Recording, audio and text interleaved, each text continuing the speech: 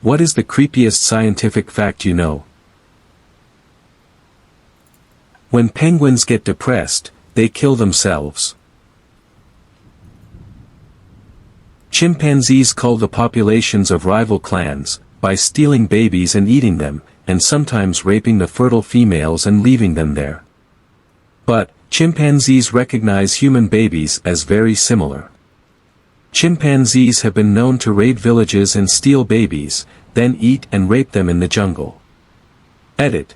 Just found this quote about our mutual cousins, male gorillas, for example, were observed ripping infants out of their mothers' arms and smashing them to the ground in often successful attempts to entice the mothers to mate with them. Double edit. Just talked to my professor and he said that the females that are left behind will be literally ripped apart by the remaining chimpanzees. Like, their arms and legs are twisted off. This is very much behavioral zoology. Antarctic penguins frequently rape their newborn chicks, gang rape other females/males, eat their newborns, rape the corpses of their newborns, sometimes the same corpse for days on end, and regularly form mobs to assault, rape, kill, and eat other penguins. Parasites can live anywhere inside of you, for years unnoticed. A simple migraine could be a tapeworm crawling in your brain, causing damage. Your eyes begin to blur frequently and you don't know why, and it's not getting better. Losing weight and having diarrhea, but it's not a stomach bug. Well, I guess it is. You are having a difficult time catching your breath and your chest doesn't feel right. It could just be some parasite hanging out, using you. Your brain literally creates your own reality and your senses and body just go along with it. This accurately explains how schizophrenics truly believe the voices they hear or their other delusions are correct. Something in their wiring of how to interpret the world has gone wrong and their brain is only making sense of the reality that it is being shown. The sudden urge to jump off of a very high height. You can be physically and mentally stable to the greatest degree and still have this feeling when it's such a high height. Obligate siblicide. In some species of animals, multiple offspring are born but only one is actually raised by the mother. The others are born only as backup in case the firstborn doesn't survive. When the firstborn is fine, which is the typical case, it kills the others. When the Titanic sank, none of the shoes decomposed, so there's ton of shoes at the bottom of the ocean. After being decapitated, there are still a few seconds of brain activity that happen before you snuff out. I read this in the book Stiff by Mary Roach. I'm not sure how much I recall, or how correctly I recall, but two things stuck with me. Apparently, they had to change the head-catching basket sometimes because the severed heads would try to chew through them. The other thing that stuck with me is that some doctor was experimenting with the heads right after decapitation. He would inject oxygenated blood into the heads and they would move their eyes around and look at him. Years ago I saw an episode of Monsters Inside Me where this guy was doing something outside and a fly flew into his eye. It only made contact for about a microsecond, but it was enough time for it to lay eggs. After they hatched, they started eating his eye from the inside and he was starting to go blind until a doctor figured out what was wrong. A buddy of mine is a pilot for a major airline. I asked him exactly how much flying are you actually doing during a flight, like how much are you controlling the plane?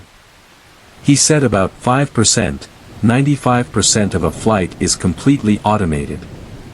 He said he's involved a little bit on takeoff and on the landing, but for the most part the plane flies itself unless something major happens in flight. Due to relativity, it is impossible to measure the speed of light in a straight line. The only way we've measured it is by round trip with mirrors. For all we know, it could be instantaneous going one way, and half the speed of light in the other, and it would be impossible to tell. That just because a planet has the properties to sustain life, the probability of life evolving is still extremely rare, exponentially so for intelligent life. There are an estimated 36 intelligent civilizations in the Milky Way, but they are so far away we wouldn't have had the chance to communicate with them. There is a supermassive star 7,600 light-years away named Eta Carinae A. It is about 200 times the mass of our Sun. Its size is about the size of our entire solar system. It is 5 million times brighter than our Sun. And it is very, very, very near supernova. It might have already happened and the shock wave is on the way. It probably is far enough away to where it won't destroy our solar system. Probably. We could be drinking the same water that our extremely far relative drank back in the 1800s.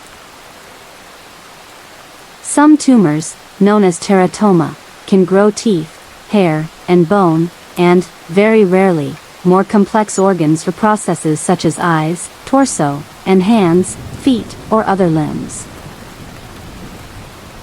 Scientific literature's conclusion on Alzheimer's disease and other neurodegenerative diseases, in general, is that the diseases start decades before the first obvious symptoms and that we need to treat them at this stage. When you exhibit obvious symptoms, it's too late, your brain is already mush. If you get diagnosed with Alzheimer's at 65, you had the disease since your early 40s at least. And you experienced very mild symptoms but didn't notice them. And your brain fought like hell to compensate for the deficit. When you get diagnosed, your brain is already very severely damaged and will never recover from the deficit. The fact that your body can have advancing cancer and you wouldn't know it sometimes. Father-in-law's brother was walking through his kitchen and he fainted and hit his head on the counter. He was rushed to the hospital and they ran tests. He had stage 4 pancreatic cancer and his body was already in the endgame. He was dead within 2 months of diagnosis. That shit terrifies me and it can happen to anyone. The Carrington event was an event in the 1800s caused by a solar activity where telegraphs operated on their own without power and I think caused minor damage. Should such a solar event happen again, it would destroy all of our internet network capabilities and other electrical gear. The fact that we can just get a blood clot and die and not realize anything was up, the human body has so many ways of just suddenly dying and it's terrifying. Methanol contains very little carbon so when it burns it's basically invisible. Can you imagine death by burning alive and no one can see the flames so they can't put them out? Less scary, more mind-numbingly depressing, is the dark era of the universe. When all the star fuel is gone, and it will be, all the white dwarfs have gone cold and dark, and they will, and all the black holes have evaporated away into elementary particles, and they will, the universe will be a cold, dark place. The Marianas Trench is so deep that you could fit Mount Everest in it. Even if you stand at the summit, there would still be about a mile of ocean above your head. There are some Ice Age animals that are so perfectly preserved in permafrost that scientists have been able to find them still with all their soft tissue, hair, and organs. They even found a couple of mammoths that still had liquid blood in them and I remember one scientist even tasting the mammoth meat. Also, there was a mummy found in China that was so well preserved that she still had all her skin, hair, organs, etc. Her body was so flexible that you could bend her limbs as if she was alive. They even found her last meal still in her stomach and could perform an autopsy on her to tell you why she died. She died over 2,000 years before she was found. All matter literally gives off light, but we can only see a sliver of that spectrum, although we do have tools to help us see other spectrums. Our bodies give off infrared and are basically glowing in that portion of the spectrum similar to how iron glows to our normal vision when it's heated. Something that sees a different spectrum than us might not see hot iron as glowing at the same temperatures we see iron glow at. T-Rex lived 66 million-ish years ago. Stegosaurus lived 155 million-ish years ago.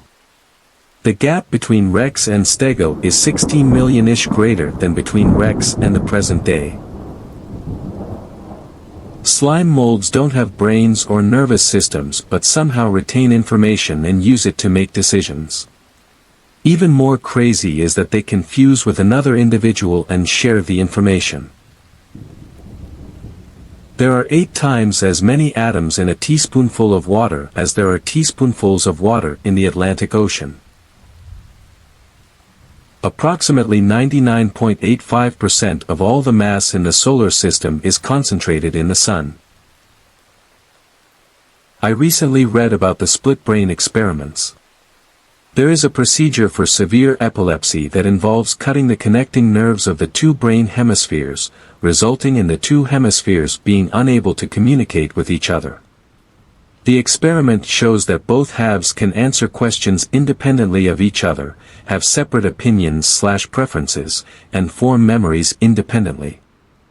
Basically, it suggests that there are 2 minds in the brain. That just blows my minds. Subscribe so you don't miss the next videos.